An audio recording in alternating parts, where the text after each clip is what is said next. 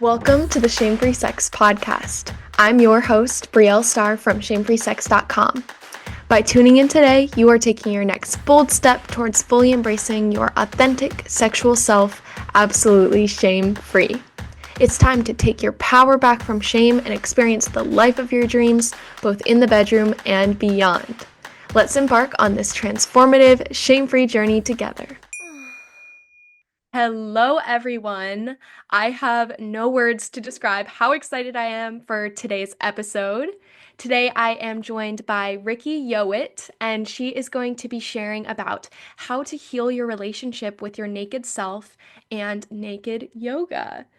And I am about to share with you one of my favorite bios that I have ever heard in my entire life. I love this so much. Wait until you hear about Rikki's work. So, Rikki is a passionate naked yoga teacher and certified sex, love, and relationship coach. Rikki's mission is all about giving people permission to feel confident in their bodies and sexuality, to explore their innate worth, and to embrace deep, fulfilling relationships. And driven by a desire to normalize nudity and destigmatize the body, Rikki empowers people to express themselves freely and experience their fullest pleasure. I am just so excited to have this conversation today, Rikki. Thank you so much for being here with me. I'm also so very excited. I could talk about these topics underwater forever, so can't wait to get into it. Yes, I'm so glad that you're so passionate about it, and I could tell that before even speaking with you, just looking at your work, you put so much love into it, and so I can't wait to hear all about it. And I think it's such an important topic that we're talking about today because obviously our relationship with our bodies spreads into so many areas of our lives. But before we get into all the details and the healing and all of these really interesting and exciting things, I'd love if you could actually get started by just telling us a little bit about how you began teaching naked yoga and working with body acceptance and things like that. Yes, of course.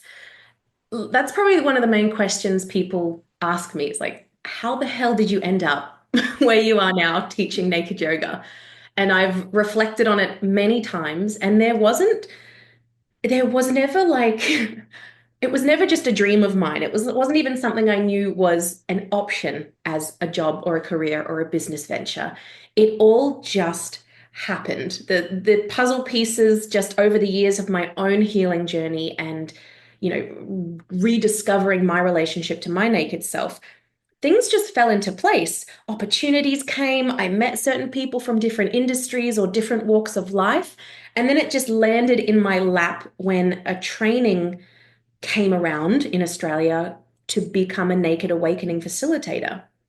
And it was like all of these beautiful pieces of my own journey that I didn't realize I could meld together into one thing was kind of handed to me in this training. And so I started the business venture of, my own naked yoga journey there with becoming a naked awakening facilitator. And that was 5 years ago now. And I was trained by the incredible Rosie Reese, who is a huge advocate and pioneer in Australia for women's empowerment and body image.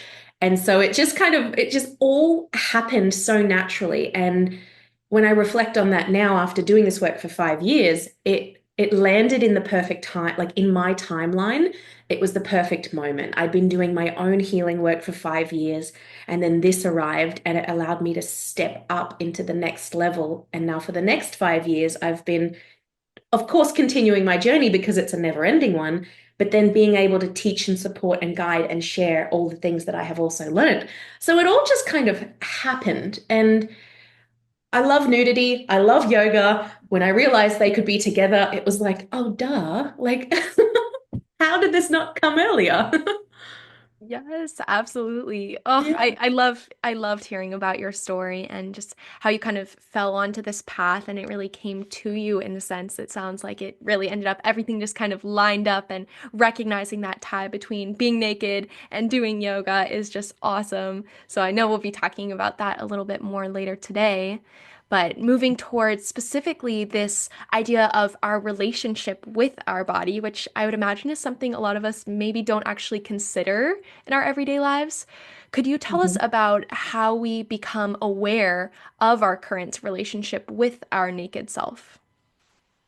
Yes, I love the depth of this question, and I've been reflecting a lot on these questions, and all of my answers are going to come from my experience, right? Like I can't share outside of anything else but how this journey has impacted me. So I hope that, in sharing my journey here and my reflections, it really does reach a lot of people and resonate. But what I've found is one of the simplest ways to be aware of where you are right now, your current relationship to your naked self, is to tune into the inner voice that you have in there, which we all have one, right? Especially in the moments when you see or you feel your body.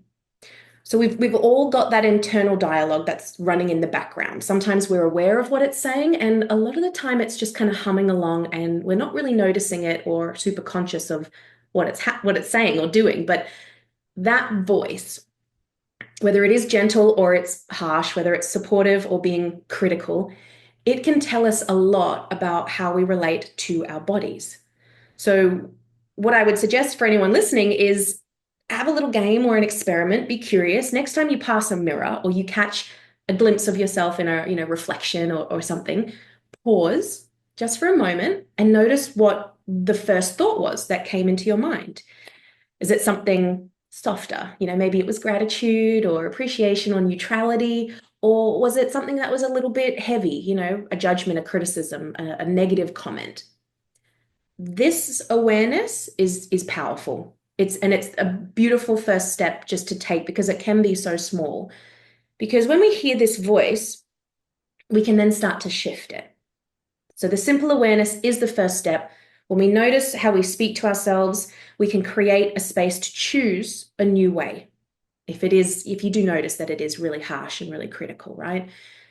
A new way that's a bit kinder, a little bit more compassionate, and rooted in self acceptance because we cannot change what we are not aware of. So once we hear it, we have the power to start rewriting that story. Oh, I love that. I did not know where you were going to go with that answer, and I think you did it so beautifully. And actually, this conversation with you comes at the perfect time, definitely at least for me. I was actually just last night I was at dance class and I was wearing a really tiny top when I was at dance class, and there's of course giant mirrors everywhere, and I definitely had some negative thoughts going on about my own body. And I am starting to recognize that a little more, even just hearing you share about this idea of awareness. I can look back and see the things that I was telling myself. And at the time, I wasn't aware, so I kind of just spiraled out a bit. And so then, if we do notice that we have some negativity going on, which I would imagine so many of us do, and it's very common in our society, how do Mm. we how do we start? Where do we begin when it comes to really healing our relationship with our naked self? Yeah. It's it's rarely a straight line. Like this is not it's not a linear journey. And for me, especially, it's an absolute roller coaster. And I accept that that's the way that Yeah. my life is going. There's been breakthroughs and then there's been setbacks and then there's been softness and there's been resistance. But looking back now, and this is why hindsight in this work for me especially is such a gift. And now having supported so many people through their own journey, I see a process that really, really helps, that is super supportive and can be gentle and setting a solid foundation for the beginning of this work. Wherever you are right now in your relationship to your body, it starts with clarity. So, this is getting really honest about where you are right now in your relationship to your naked body. And so you can ask yourself, right? Like, am I more critical than kind? Do I feel shame or softness when I see my naked self? And then this isn't about then judging what comes up, judging what your answer might be. It's about naming your current reality just so you actually have a foundation to grow from. So clarity is the first piece of it. And then once you have that, the next step is acceptance. So this is then, can I accept where I'm at without rushing to change it? Can I meet my current experience with compassion, even if I've spent years or decades at war with my body. And this part is everything because one of the core teachings of classical tantra, which is, one of the paths that I've studied with, is that nothing transforms through rejection. If we try and fix our bodies or force this change from a place of shame or hate, then we're only going to strengthen that resistance. It's like throwing fuel on the fire, right? But when we can meet ourselves with deep, honest acceptance, when we can fully allow what is, then we can create that space for real transformation. And it's definitely not easy. Acceptance is not an easy thing. And it's not just putting up with something, it really is allowing it to exist without needing to change it right away. And that can feel very heavy at first. I experience that still, these moments of trying to accept and then realizing that I'm pushing it and to kind of slow down a bit. But it really is the heart of integration. So I would say start with clarity, then acceptance, and then would come your own personalized next steps of healing. And that's going to look different for everyone. Embodiment work, somatic work, mirror work, getting a professional coach, to support you. But yeah, those would be my steps. Mhm. Yeah, those are some really great steps, and you explained them both so well. And I love that you also mentioned that this is going to be unique for everyone, especially after those first two main steps, really figuring out what works for you on your path and what you're searching for based on your own relationship and wants and desires. So I love that.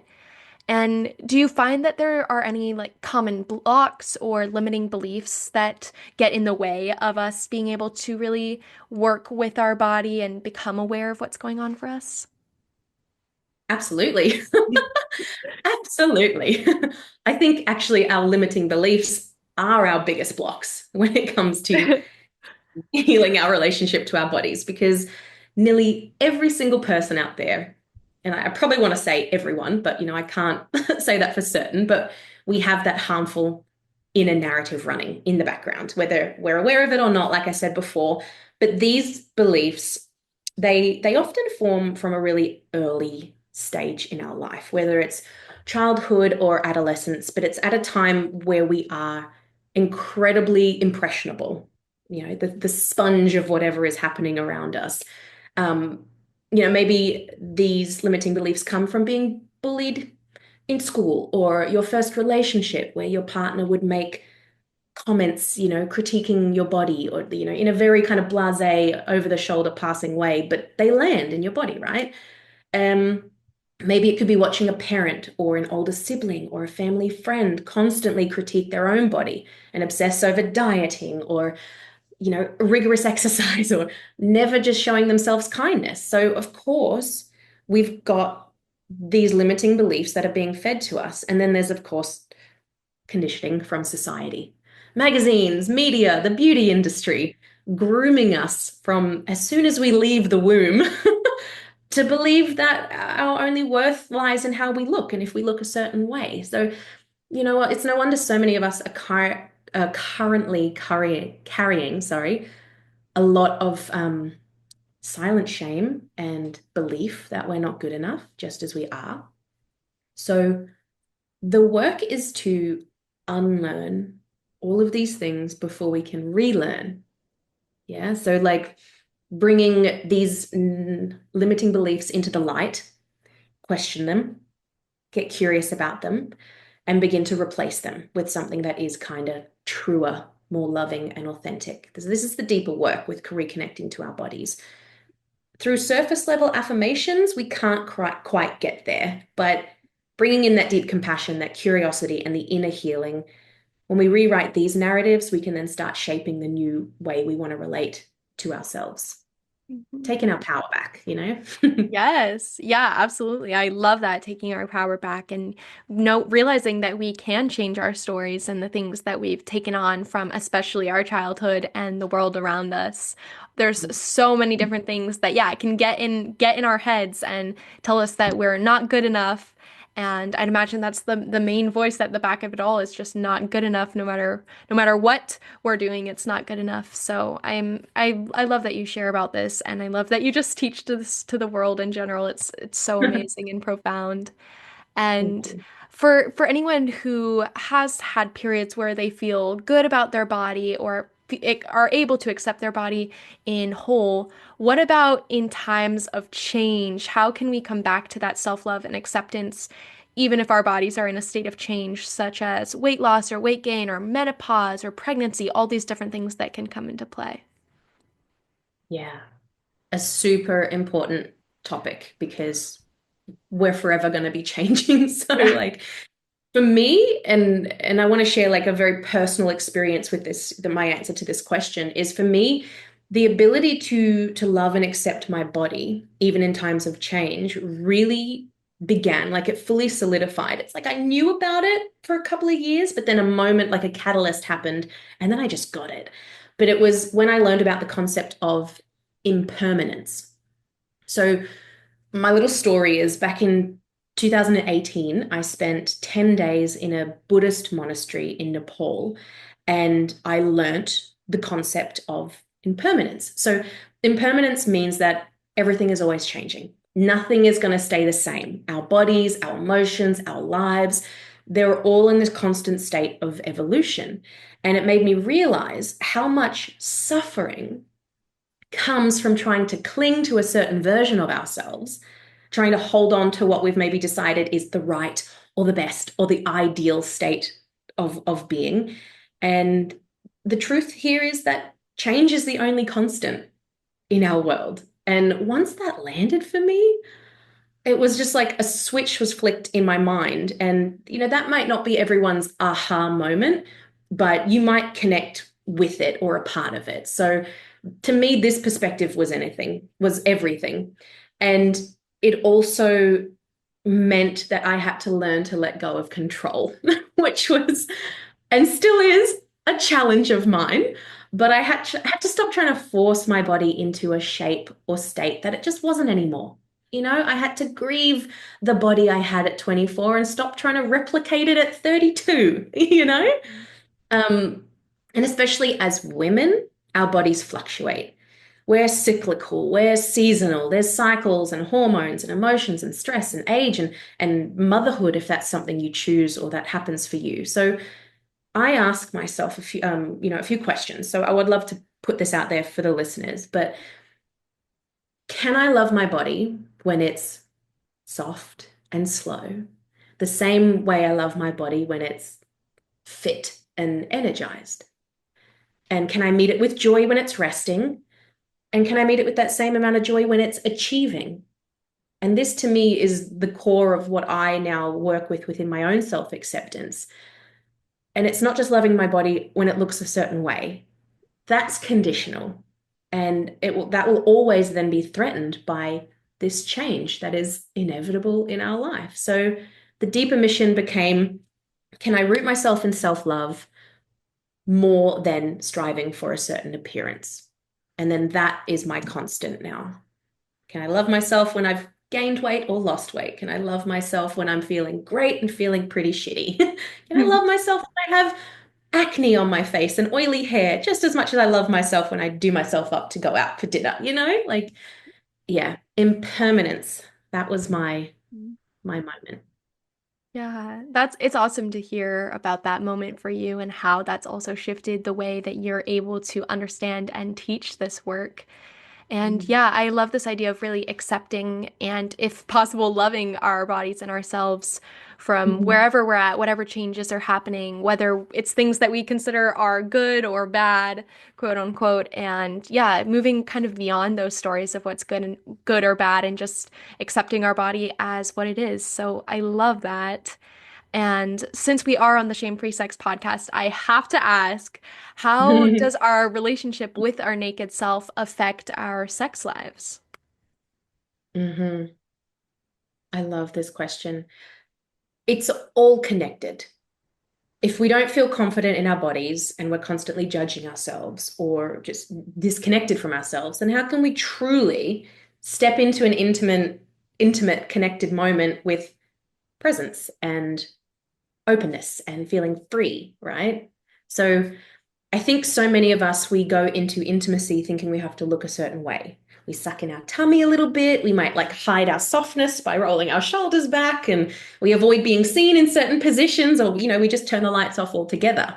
And living out your intimacy in that way, you're in your head. You're actually not even in your body. And when you're not in your body, how do we connect to pleasure?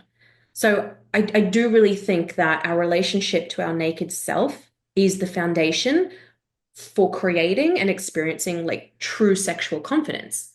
Because when we feel safe in our skin, when we know our body and we accept it as it is, and it will create then this natural sense of freedom and receptivity and trust.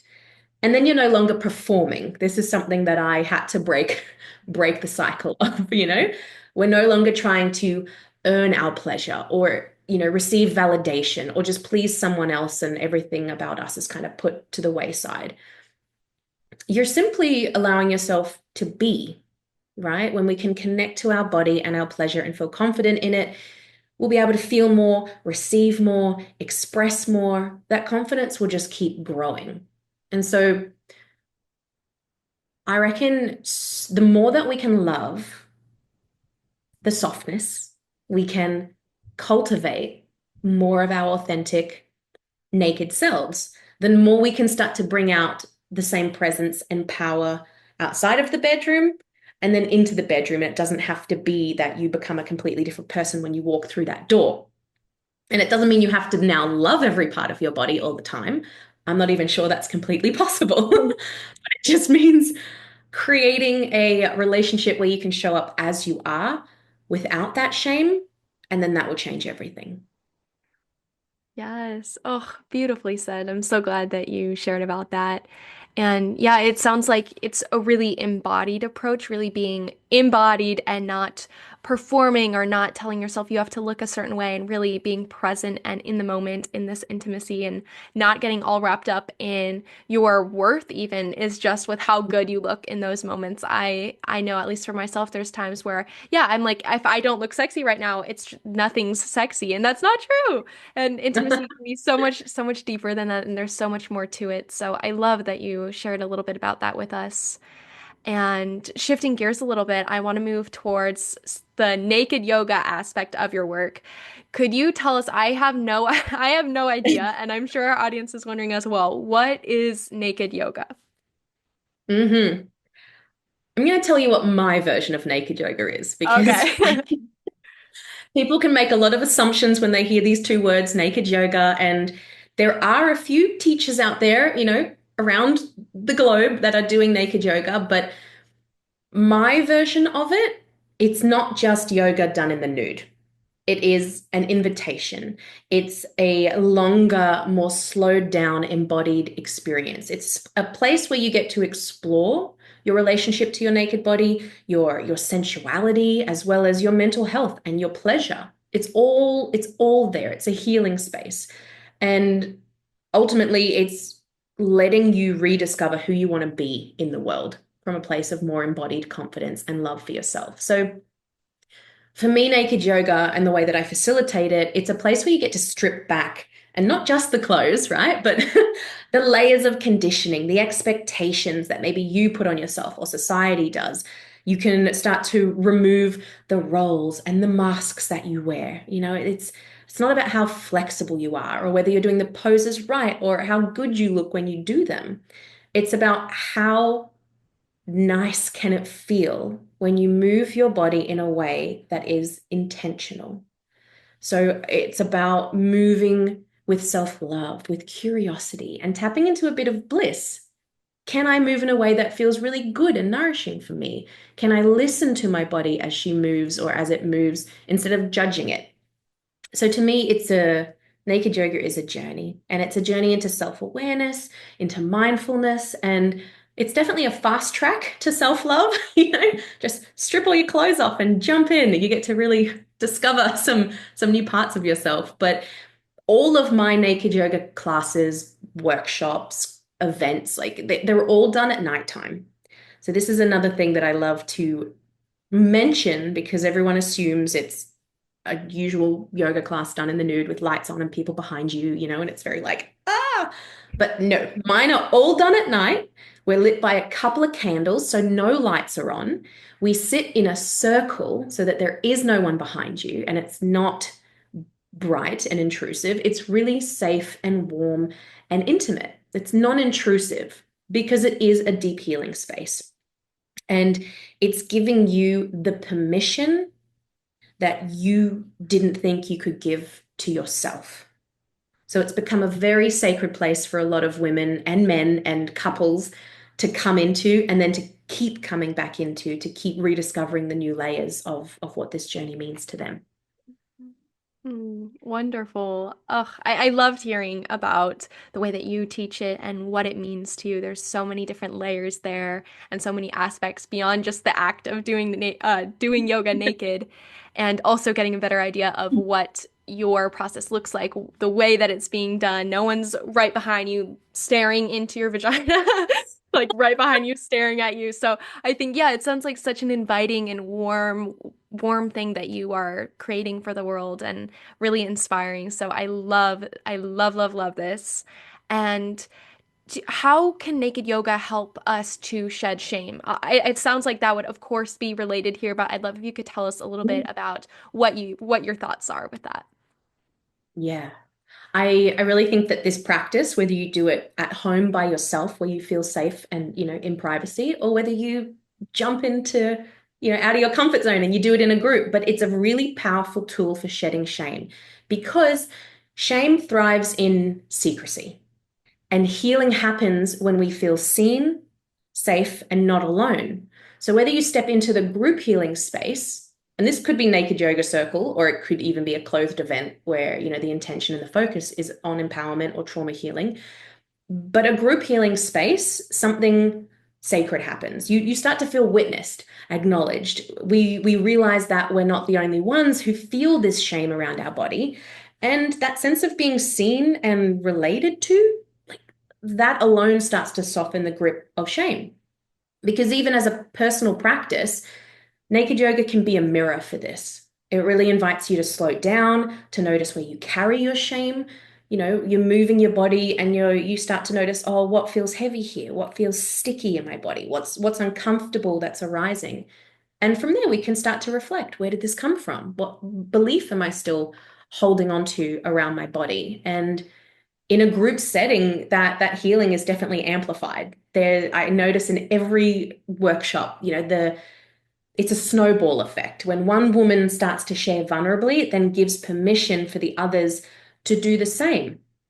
And without fail, someone will always name something about their body that they've carried shame around for years. And the moment they do, it's like this collective, oh, in the room because almost everyone realizes they can relate to this woman's pain or shame or journey in some way. So shame is a very lonely emotion. It tells us we're gross, we're broken, we're wrong. But the moment we can speak it out loud, especially in a place where we feel safe, then we start taking our power back. And when we hear someone else name our shame, we realize we're not alone. And then that starts to dissolve the charge of it, the heaviness and the, rigidity of the shame. Mhm. Yeah, that is so awesome. I loved hearing about that. And yeah, feeling witnessed and then also feeling understood too, especially that example you shared of someone else sharing about something and realizing that you're not the only one when you hear someone else openly talk about it. So I could see how, yeah, really working in these safe and accepting Mhm. community spaces would be so empowering and so healing, to really just be seen and witnessed and accepted, all accepting each other and working on accepting ourselves. So that's just wonderful. I love what you're doing. I know I've said that so many times, but it's just so true. And and then, just I guess a broader look at things. How do you feel like people can show up differently in their lives when they're more confident and empowered within their body? Oh my gosh, everything changes when we feel confident and empowered in our bodies. I mean, that's a truth for me, and I do see that in pretty much everyone I work with. But it shifts our body language, the way we hold ourselves and walk through the world. shifts the way that we speak and the confidence and assertiveness in setting our boundaries. And it shifts the way that we move through conflict and how we deal with challenging moments. Even in our energy levels will be different. Like our auras change. People are drawn to us and they feed off this confidence. So we become more alive, we are more magnetic, and the energy we give out to the world becomes something that people want to walk towards. We become very attractive to people that are like, what's that saying everyone says, like, I want what she's having, kind of, Yeah. that kind of energy. Um, so we've all had moments in our life where we feel fucking fabulous, right? Whether we've just had a really juicy, deep orgasm, or we're nailing our health routine for a certain amount of time, or maybe Yes. you've been recognized for doing something really meaningful, and we feel the juicy beginnings of like this confidence, right? So that state, when you're lit up from the inside out, that doesn't have to be fleeting. For most of us, it is because we have these moments and it feels great. And then we kind of go back into our habits of shaming and negativity and all of this stuff. It doesn't have to be a sometimes feeling. When you build this confidence from within, it's not based on how you look, but how you feel, you start to embody that version of yourself most of the time. You stop waiting for permission, you stop hiding, you stop not choosing yourself. You start to choose yourself in every moment. And that kind of empowerment, that will then ripple out into every aspect of your life. Mhm. Totally. Yeah. After hearing you share about that so passionately, I can totally see how feeling empowered within our bodies is just going to spread into all the other areas of our lives. It's not just going to stay within that relationship with our bodies. It's going to transfer into our friendships and our relationships and our hobbies and perhaps even our career. Who knows? It sounds like this confidence is just so somatically within us that it can, yeah, the way that it can spread is just endless. So that's awesome. And I feel like we've touched on this a bit throughout our chat today, and I am thinking a lot of this word vulnerability. And Mhm. I definitely think that comes up when I think of naked yoga. And I'm sure, yeah, also just working on healing our relationship with ourselves, looking in the mirror with our naked body. Could you tell us and share your thoughts about the word and the essence of vulnerability? Yeah. I think that vulnerability is a gateway to everything that's real and meaningful. It's where true connection begins, and not just with others, but with ourselves. So when we can allow ourselves or even just invite ourselves to be vulnerable, we start to let our walls down, you know. We stop pretending, we stop performing, we get honest, and from that place is where we can re-experience or just keep experiencing intimacy and healing and growth. Without the vulnerability, we stay in the illusion of control. We hide our shame, we hide our needs, we push away our truth. But what we're really doing is we're cutting ourselves off from everything that we've actually are deeply craving, the love, the acceptance, the belonging. So in my workshops, vulnerability is at the root of everything. It's the moment in a sharing circle when a woman finally says out loud, I don't like my body, or something that she has been carrying since she can remember that she's never even realized, and she just says, I don't feel safe to be seen. And then the entire room energetically, it just becomes alive, but in a way that is soft because someone dared to be real. And it's like, whoa, there's real emotions out there that we can speak of, and we don't die or we don't get shunned or shamed, in these spaces. Unfortunately, that's not the truth in some people's realities. But, in my coaching work, to like move out of the naked yoga circles, but in the coaching work, creating safety is paramount to then getting people to access their vulnerability. When you feel safe enough to be vulnerable, that's when the real transformation can really start to begin. And it's the moment where we start to take our armor off, Like I picture like one of those knights in the castles, and they're just head to toe in all of this thick tin, and you just start to take the pieces off, the truth can start to arise out of these places where the tin has gone, and we finally get to meet these parts of ourselves that we've been hiding from. And it really is a catalyst for deep healing because we can't heal what we're pretending doesn't hurt us. So vulnerability creates permission, it builds trust, it starts to break these cycles of silence, and it reminds us we're not alone. So it's not a weakness. A lot of people think that vulnerability is, a weakness, and it's not. It's courage. I think if we can look at vulnerability as being a superpower, then we can really own that space. Yeah. Yeah. Oh, I love that you just described vulnerability as a superpower. And yeah, it doesn't, it's easy to think that it makes us weak, but it's really the opposite. It gives us that confidence and, Mhm. knowing that we stood up for ourselves and were vulnerable in a moment or took that leap or all those different things that being vulnerable brings out of us. So I love that.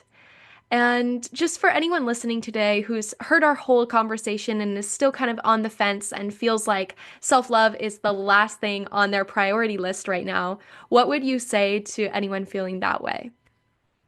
Okay, if self-love is the last thing on your list right now, I just want to say that I see you and I get it, right?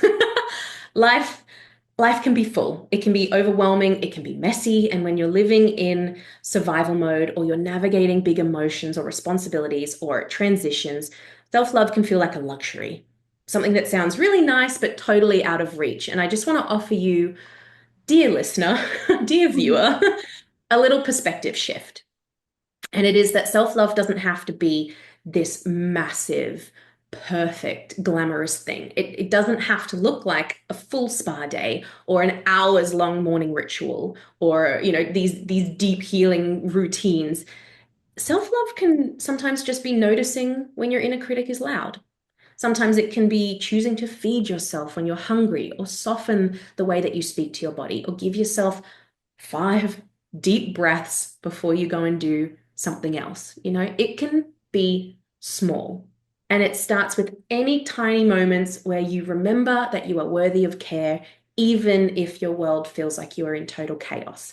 And often the moment when self-love feels the furthest away for you is actually the moment you need it the most. So if it's not at the top of your list right now, that's totally okay. But maybe you can just nudge it a little bit higher on the list, and not for anyone else, not for perfection, not for the version of you who, you think you have to be, but just because you are worthy to have this moment right here, right now. And it can be 5 seconds.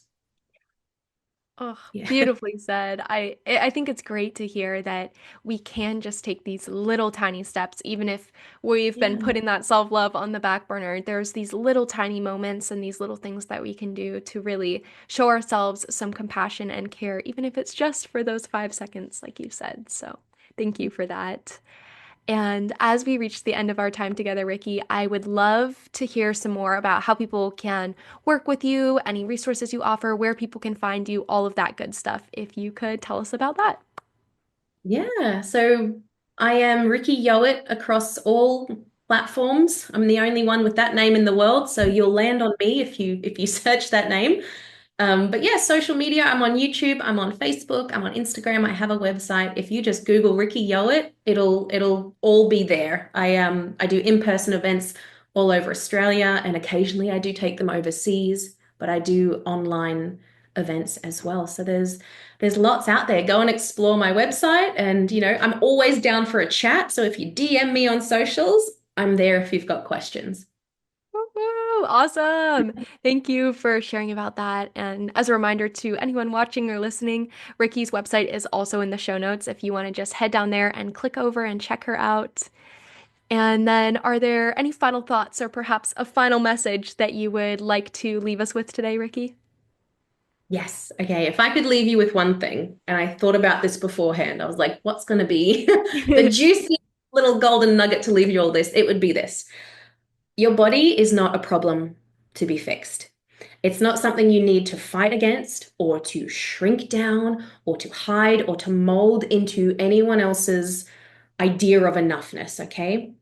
Your body is your home. It is your biggest teacher and your best ally. And when we can begin to meet ourselves with love, even in the discomfort, even during all of the change, we start to come back to the truth that has always been there.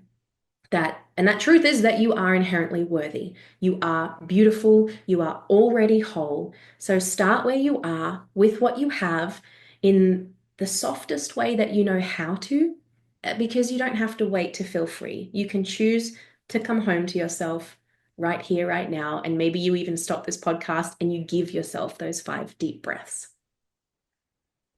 Oh, I love that. What an amazing final message. I can tell you really thought about that one. And yeah, I'm ready to walk away after this and take that on and consider everything that you shared with us today. I know I personally have been impacted a lot, and I'm sure our listeners as well. So thank you so much for joining me on the Shame Free Sex podcast today, Rikki. It was so, so, so wonderful speaking with you. Thank you so much. Yes, absolutely. And to our shame-free listeners, thank you for being here with us today and taking one more step in embracing your most authentic, shame-free self. Stay sexy, stay safe, stay curious. Take care, everyone. Explore more at shamefreesex.com. And if you haven't already, make sure to subscribe so that you never miss out on another episode. Bye, everyone.